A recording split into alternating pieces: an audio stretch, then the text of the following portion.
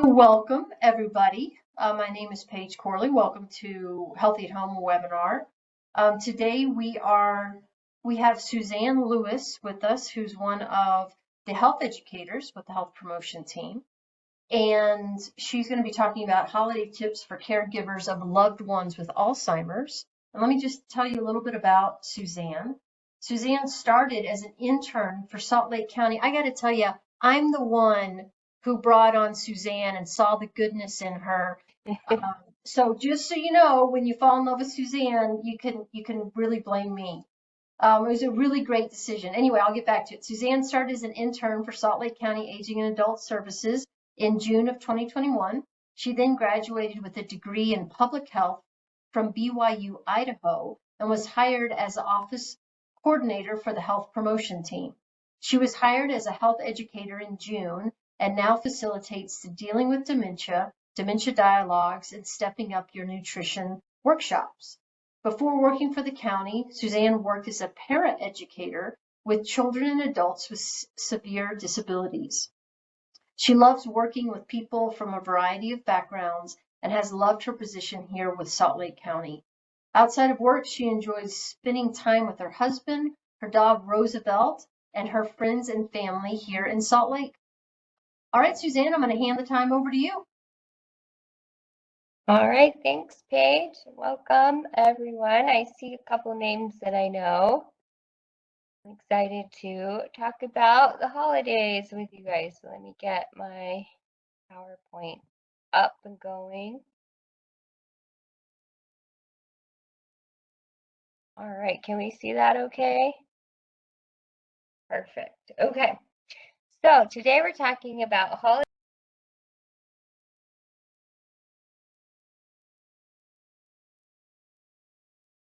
And we're going to be going over just a few things that I found. A lot of this comes straight from the ALZ website, so the Alzheimer's Foundation. They have a great website that if you want to go there and check again, if you forgot some of these, it's alz.org. So first, we're going to talk about how we prepare the person with Alzheimer's. We're going to talk about how we prepare holiday visitors, how we're going to adapt activities, how to create a safe and calm environment, and how to manage caregiver stress. So first, I wanted to talk a little bit about what Alzheimer's is. And I think going over this kind of helps us to remember that your loved one is really going through something, and that we don't want to blame the person. We want to blame the Alzheimer's. We want to blame the disease if we find that that person is being difficult, because I'm sure your loved one doesn't want to be an inconvenience or to stress you out, but they are going through something that's really hard. So Alzheimer's is in the umbrella of dementia, and it's the most common cause of dementia. So a general term, dementia is a general term for memory loss and other cognitive abilities serious enough to interfere with daily life. And Alzheimer's disease accounts for 60 to 80% of dementia cases. And Alzheimer's, we have to remember, is not a normal part of aging. So the greatest risk factors is increasing age, and most people with Alzheimer's disease are 65 and older. And Alzheimer's disease is considered to be younger onset Alzheimer's if you're under 65. If you're under 65 and you have it, it's called early onset Alzheimer's. And people with younger onset Alzheimer's can be in the early, middle, or late stages of the disease. So here's another important part I wanted to go over. So Alzheimer's changes typically begin in the part of the brain that affects learning. So as Alzheimer's advances to the brain, it leads to increasingly severe symptoms, including disorientation, mood and behavior changes, deepening confusion about events, time, and place, unfounded suspicions about family, friends, and professional caregivers, more serious memory loss and behavior changes, and difficulty speaking, swallowing, and walking. And once again, I just wanted to go over this to reiterate the point that your loved one isn't trying to make your life hard. It is hard. They are making your life hard, I'm sure, but it's not on purpose. So we want to make sure that we give this person compassion and that we still continue to treat them as a person with dignity, respect. All right, so we have all these activities coming up. No matter what you celebrate during the winter months, we have a lot of holidays. The one good way to start your holidays is to prepare the person with the disease based on what stage they're at. You can begin by showing, it says FOT, but it should be photo of the people coming to visit your home to the person with Alzheimer's. So this can increase familiarity, and we also want to encourage telling stories. Like we want them to have a positive interaction with this person. And one important thing is we never want to get angry or upset if that person says they don't remember. And that's also another good way to see if they do remember that person ahead of time.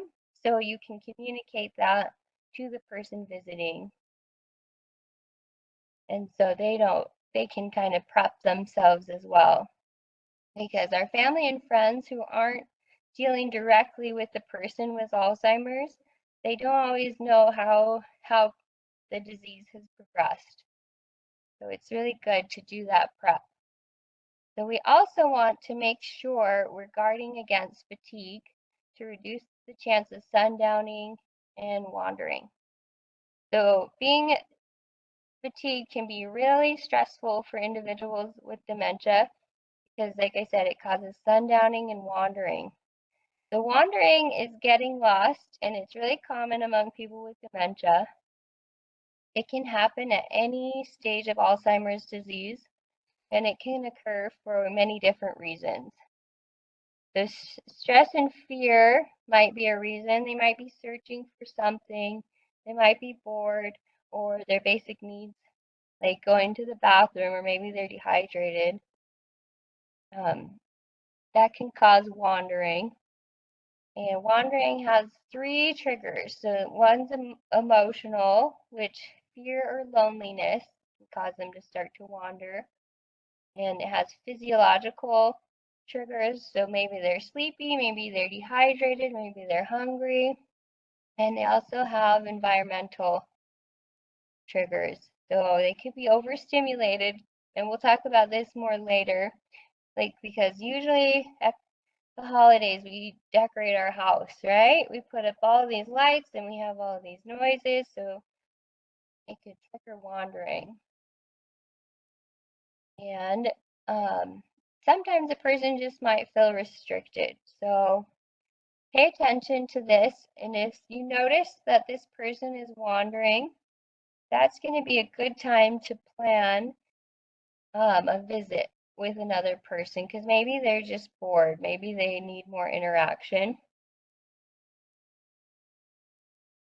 So that's another way we can prep the person with Alzheimer's is just to notice their behavioral patterns and plan around those. We also want to be really careful with our holidays. We want to make sure that we're looking for sundowning. So sundowning can happen, it usually happens in the late afternoon or early evening, and it can be like particularly difficult for people with Alzheimer's.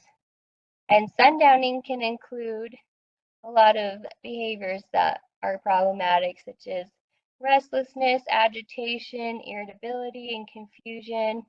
And it can even continue into the night, making sleep difficult. So with the changes that are going to come with the holidays, it's really something we want to look for and see if it's something that we need to plan around. And also during the holidays, since most of our holidays are in winter, we're going to have less light. And that is going to affect your loved one with Alzheimer's and when they start sundowning. So those are things to keep in mind. Make sure we're really guarding against fatigue and sundowning. Another thing you can do to prepare the person with Alzheimer's is arrange for a phone call with the person with Alzheimer's and the visitor beforehand. So sometimes you can have FaceTime calls, but other times that might be a little overstimulating for your loved ones with Alzheimer's. So it just depends on the person.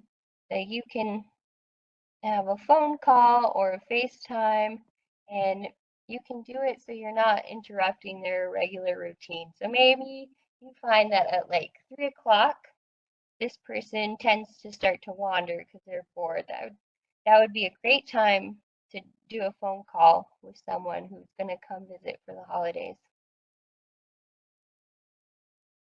All right, do you have any questions on this, on preparing the person? If you have questions, you're welcome to unmute yourself or raise your hand, and I'll keep an eye on the chat. You can also put something in the chat. All right, I'm going to move on. So our second thing on our list is we're going to prepare the people coming over. We talked about it a little bit ahead of time. So you want to provide an update for the people who maybe haven't seen your loved ones in a while, and give them an update about how the disease is progressing. And I know it can be hard, but you really want to be as honest as possible. So you can tell them, like, maybe like if they're able to remember you or if not, and you want to tell them just everything you can think of that's going to help them when they try to interact with this loved one. So another thing that's really important to prep your visitors with is to offer communication tips. So offering like different ways your loved one likes to be greeted. Talk about how it's really inappropriate for them to correct the person with Alzheimer's, because some people don't understand that. So they'll want to correct your loved one or tell them, like, no, that's not right. And you need to make sure that they're not doing that. So make sure your guests understand to meet the person with Alzheimer's in their own reality and to not argue with them. So if they think you're the Queen of England, you say, yep, that's me. You're not going to say, no, I'm not the Queen. The Queen, we don't even have a Queen of England anymore. It's not worth it, and it's going to ruin the holiday for your loved one and make it harder on yourself. So yeah, be very clear and set those clear boundaries that you really need to meet this person where they are. You can also suggest some strategies, which include you want to approach the person with Alzheimer's gently and with an announcement. You don't want to scare or startle them. You want to speak to them on their level, so you're both sitting and you're making eye contact, which is really important. You want to tell them if your person responds to touch, if they don't like to be touched. You can also suggest some activities they might like to do, like they might want to bring a photo album, they might want to bring like a puzzle or something that this person can do to bond with your loved one. And once again, just remind them not to correct the person and to meet the person in their reality.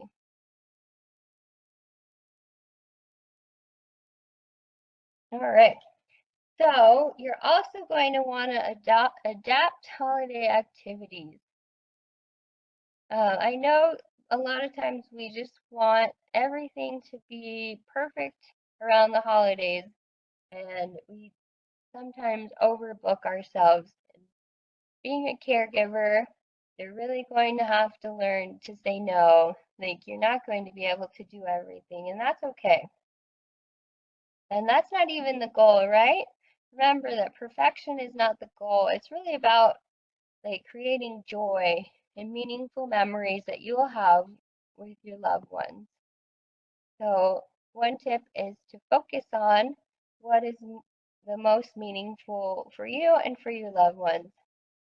And there really are like so many factors that we can't control when it comes to loved ones' health and abilities.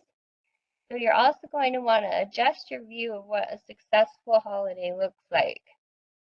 So talk with your loved ones, especially if they're coming over to visit, and ask them like what makes the holidays the most meaningful for them. Like what is one thing you can all do together that is super meaningful, and prioritize those holiday activities. And focus on the least amount of things needed to do to evoke a holiday feeling and create good memories. So maybe this year you don't put up the lights on the outside of the house, but you string a few on the inside. Like maybe you don't have a huge family spread, but you have a few things that everyone really likes. So we just need to kind of cut back and make sure that we're going to have meaningful activities. So with that said, you need to simplify your holiday activities. So yeah, if you can't put out all your decorations, because I know with my house, I have so many decorations, it takes like a whole day to decorate my house. You have to put all the other stuff away, get your Christmas decorations out, put up a tree, like it's a lot of work. So maybe you just choose a few items that are really significant for you and put those up. And also, you can always ask for help. That can be a hard thing to do, but asking for help is something that you're going to have to learn to do. So maybe someone else puts up your trees. Maybe a neighbor comes and puts your lights up. Maybe you hire someone to put lights on the outside of your house if that's something that's really meaningful to you. Another thing you can do, so if you attend religious services and you have several, maybe you just choose one to go to. And maybe instead of sending out greeting cards, you do some e-greetings. Anything you can do to simplify, it's going to help you stay in a happier, more joyful mood and your loved one, because they can pick up on your stress and that complicates things. So another thing you might have to do is start new traditions. So instead of focusing on the losses and what you and your loved ones aren't able to do, maybe you try doing something new and you might find out that's something you enjoyed doing the whole time. So if those you care for have trouble getting around, like maybe they're not mobile anymore, maybe you can drive through a holiday light display, or maybe you can watch a holiday concert on TV. And if you can't make it to a holiday gathering, maybe you do FaceTime, or maybe your family makes a video for you, or you can even watch old home videos. So just trying new things that are more simple, that's really going to help. So, and it's also important to remember that you're going to need to schedule your activities around the routines of your loved ones. So, for example, if your person is bright and alert in the morning and they have a really hard time in the evening because of sundowning, maybe instead of a big family dinner, you have a family brunch. Because routines are really comforting for people who have Alzheimer's, and you want to try to incorporate their routine as much as you can. Some other ideas I found is that you really want to try to include the person with Alzheimer's in your holidays so that they feel happy and you feel happy, you have a good bonding experience. So there's a lot of things you can prepare together, like they could probably mix batter or decorate cookies or open holiday cards or make simple decorations and focus on the task rather than the outcome. So if your cookies don't look perfect, that's okay. You probably had fun making them together. Also, you're going to want to host like a smaller gathering.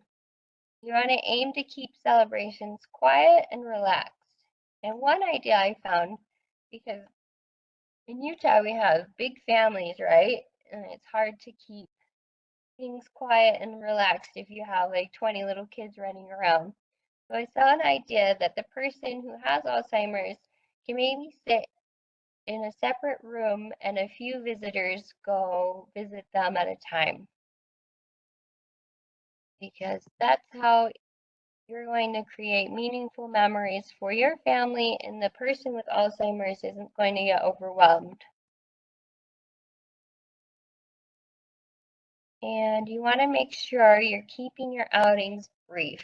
So if you'll be attending a holiday gathering, plan to be brief or prepare to leave early if necessary.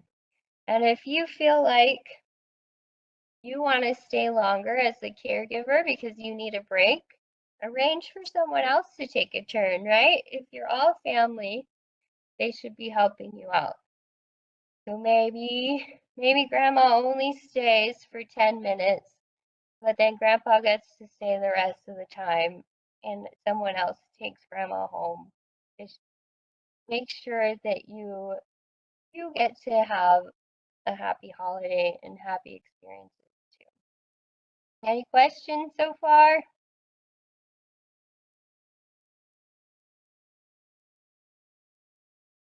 Oh,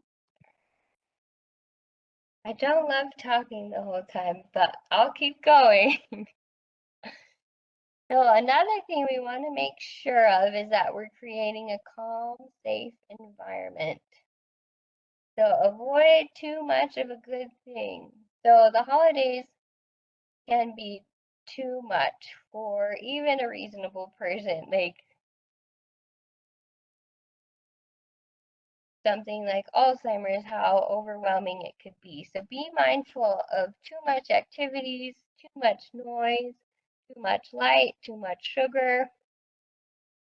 Too much of all these things can be of good things can be really hard on our loved ones.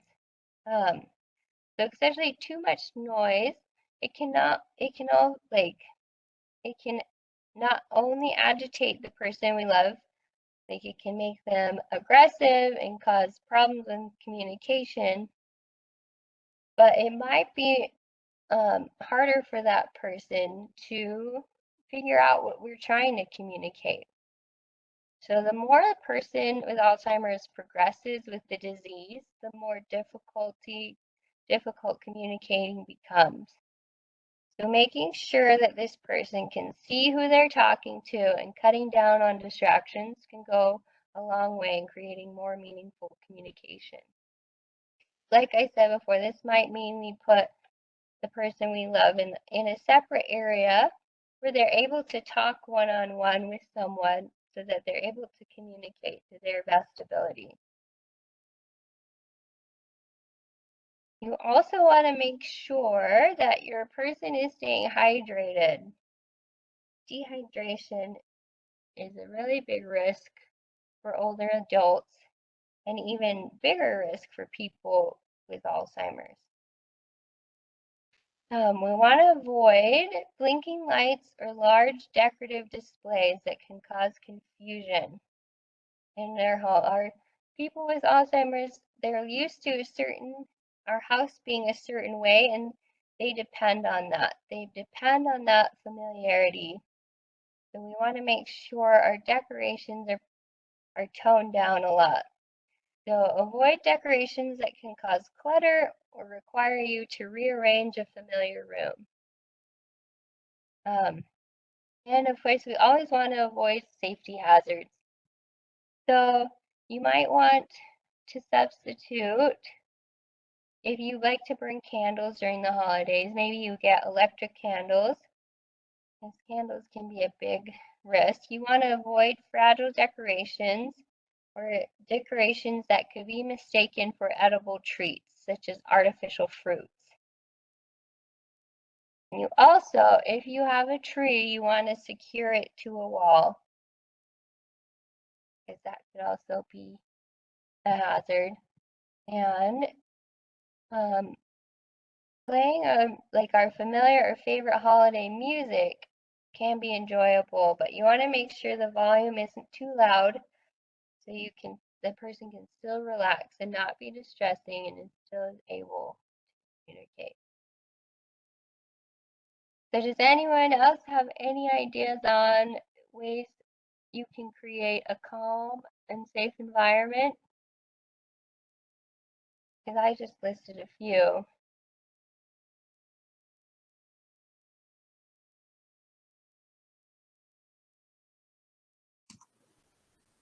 Probably keep music and noise a little bit at a tolerable level. Yeah, definitely. That is going to be a lot calmer for everyone, I think. Suzanne, I know that, I mean,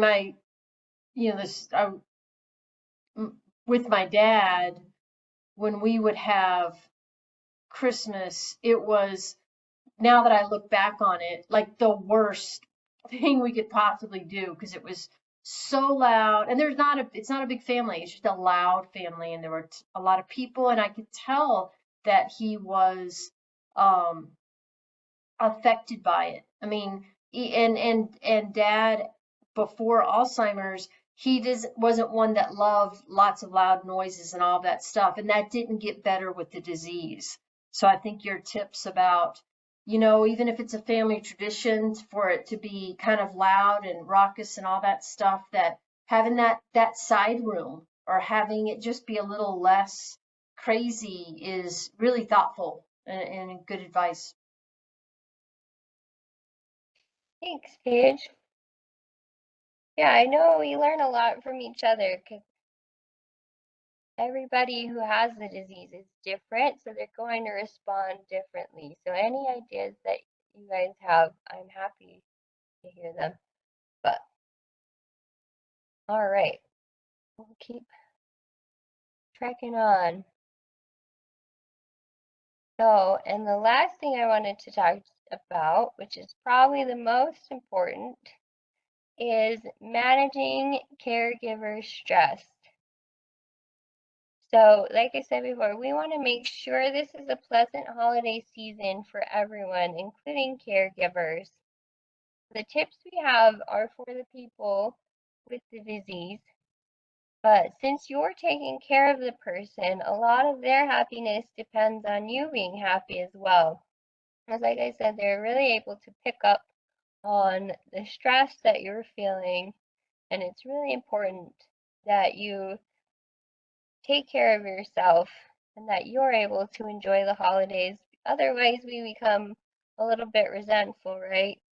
If we have a terrible Christmas because of this one person, we're going to have all year thinking about that. So make sure that you're taking time for yourself. So I have 6 caregiver tips. So the first one is asking for help, which can be a big one and a hard one, right? We encourage people to be open and honest about what they're going through and what they're feeling, and finding a support group is really crucial. And that support group can come from a variety of sources. Like we have some support groups through the county. It could be a church group. It could be a Facebook group. It could be your family. But making sure that you have that support group is really vital to your success, and especially around the holidays.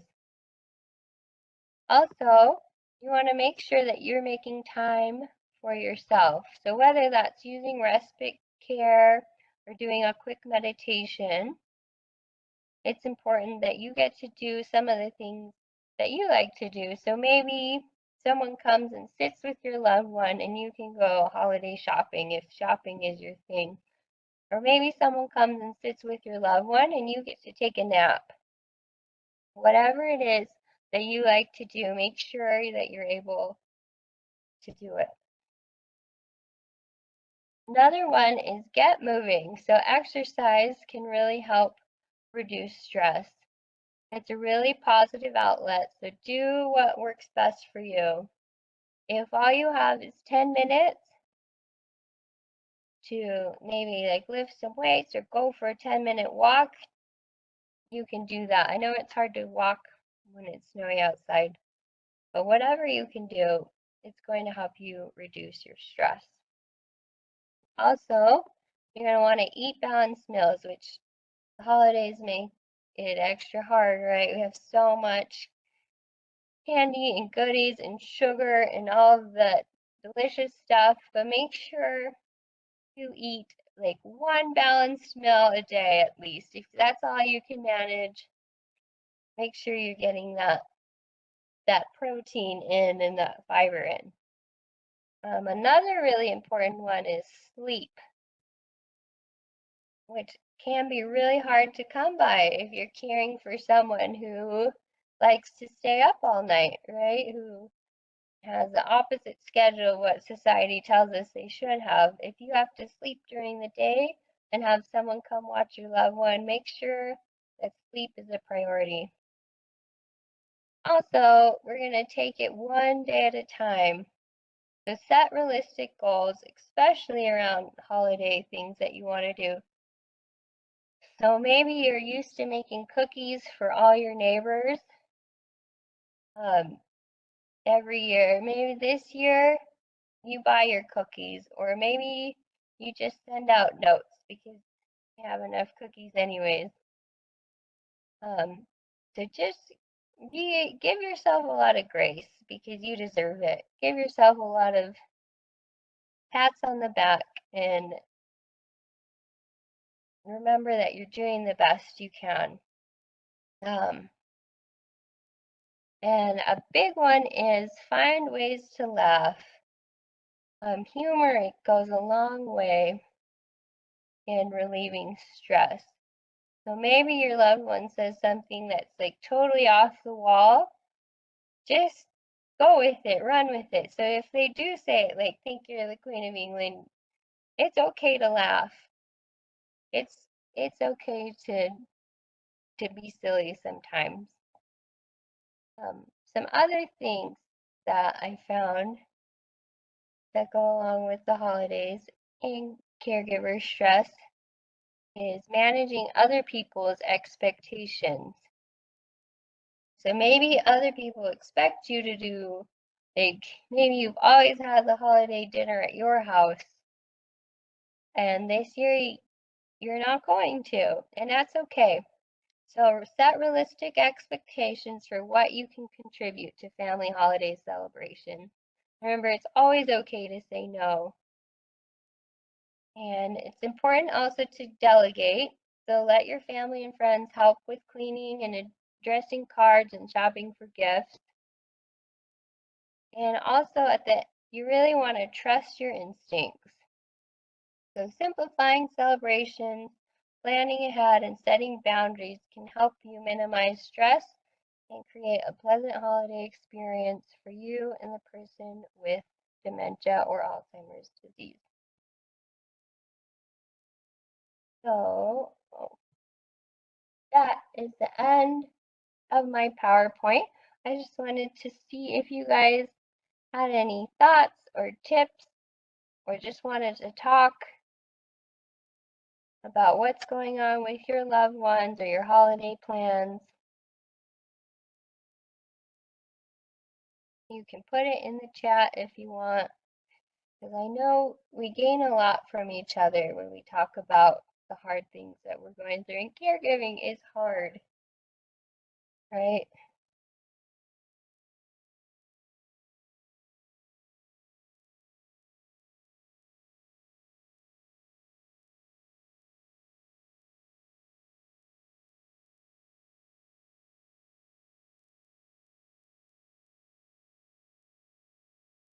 The survey? Yeah. Okay. I have another link. So next week we have a virtual dealing with dementia class. And dealing with dementia is a one-time 4-hour class. And you get a book from the Rosalind Carter Institute, and it, oh, thanks, Tori. And it has a bunch of resources for caregivers dealing with dementia. If you are interested in that class. That Jory says, it's just nice to have more encouragement to go with the flow and not try to pressure myself to do too much. Thanks, Jory. That's really great. And I feel like even non-caregivers tend to.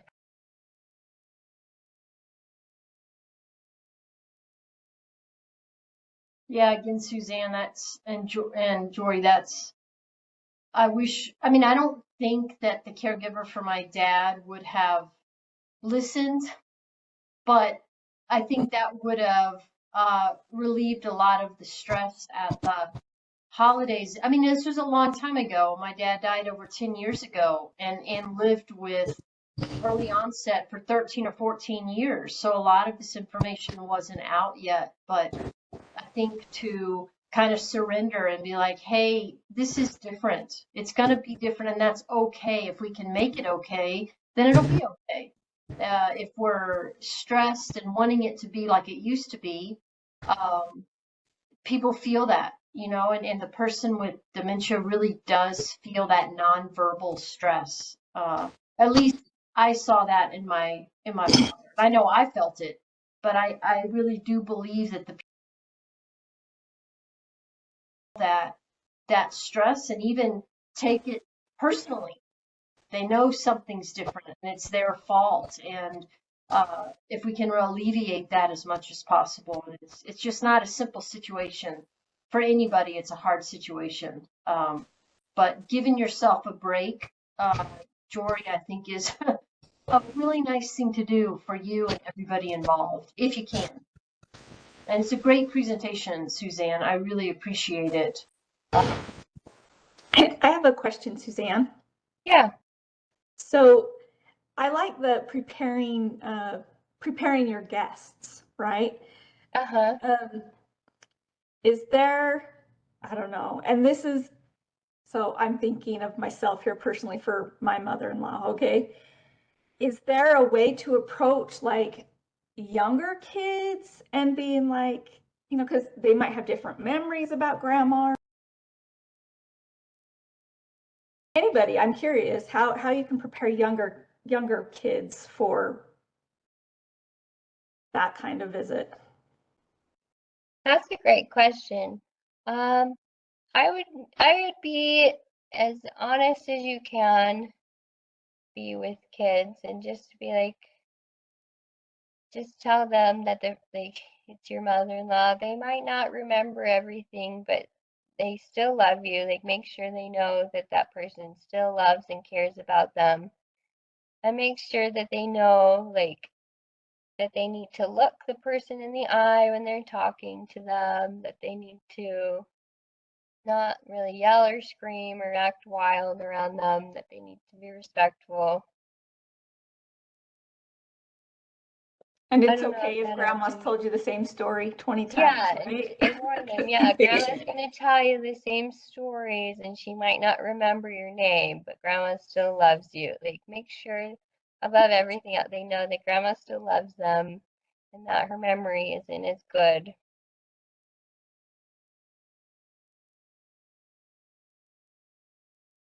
Because yeah, that is hard. I don't know. I didn't find that in all my research, but if you want to know more, if you go to alz.org, they have just so much good information. Yeah, I would think that the kids would be the easy ones. It's the grown-ups that are the hard ones, I think, and that's speaking from me as well. Having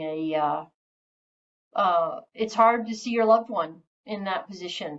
It really is, and I think the more we talk about it, the easier it is. And alz.org is an awesome website. If you haven't been on Alzheimer's Association, the website, I just did a paper on dementia, and I mean, so much great information. Again, if that had only been around 20 years ago when this was something that was going on in my family, there's just such good resources. down to research down to how to find support groups. So yeah, definitely a go-to.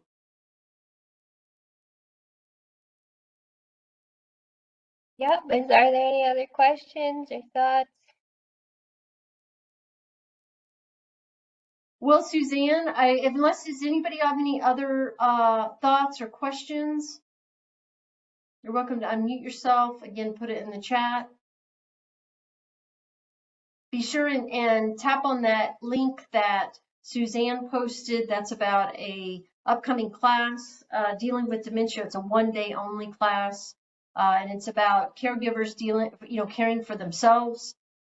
We do have another class called Dealing with Dementia. I'm sure we're going to be presenting it in 2023, and it is a 5-session class, an hour and a half, I think, per session, and that is really a great class for caregivers. You really learn a lot about what to expect with dementia. So keep your eyes open for that.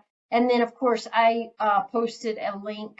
We're just wanting to know more about what you all are interested in these webinars. If you could fill that out, it doesn't take long, and it just makes so that during 2023, we can give you the information that you're actually seeking. And anything else, Suzanne, that you want to add? No, just enjoy your holidays. Keep it simple. Thank you. Words to the wise, from the wise and to the wise on that one. Absolutely. Simple sometimes is the way to go. Next week, we are going to be having a Healthy at Home webinar, and it is called How Does Physical Activity Affect My Emotional Health? And guess what, folks? I'm not giving this webinar. You got to come get somebody else's perspective. It's Maria Rodriguez from Valley Behavioral Health. Is that correct? Staying physically active is not just for your waist.